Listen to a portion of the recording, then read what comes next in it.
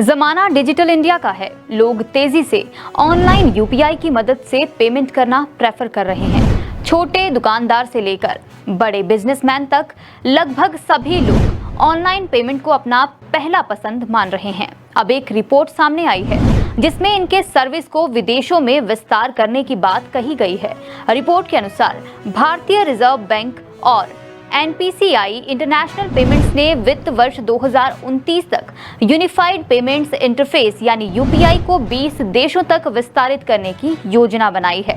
RBI की वार्षिक report के अनुसार यूपीआई और रुपे की वैश्विक उपस्थिति का विस्तार करने के प्रयास किए जाएंगे।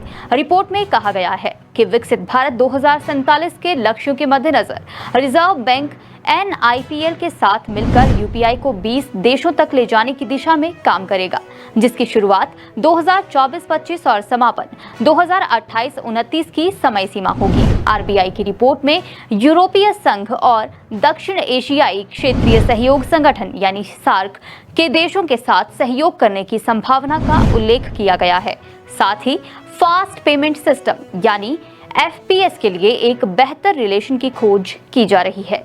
आरबीआई द्वारा पेमेंट विजन डॉक्यूमेंट 2025 में यूपीआई और रुपे कार्ड के अंतर्राष्ट्रीय विस्तार को एक प्रमुख उद्देश्य के रूप में पहचाना गया है। रिपोर्ट में कहा गया है कि आरबीआई सहयोगी व्यवस्था बनाने के लिए विभिन्न केंद्रीय बैंकों के साथ चर्चा कर रहा है। जुलाई 2023 में आरबीआई और सेंट्रल बैंक ऑफ यूएई ने अपने भुगतान बुनियादी ढांचे को जोड़ने के लिए एक समझौता ज्ञापन पर हस्ताक्षर किया है। इस समझौते में भारत के यूपीआई को यूएई के इंस्टेंट पेमेंट प्लेटफॉर्म आईपीपी यानी और उससे संबंधित कार्ड स्विच, रुपे स्विच और यूए स्विच से जोड़ना शामिल है।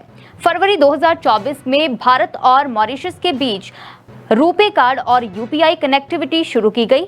इससे मॉरिशस में भारतीय यात्री यूपीआई ऐप का उपयोग कर व्यापारियों को भुगतान कर सकते हैं और भारत में मॉरिशस के यात्री इसके विपरीत कर सकते हैं।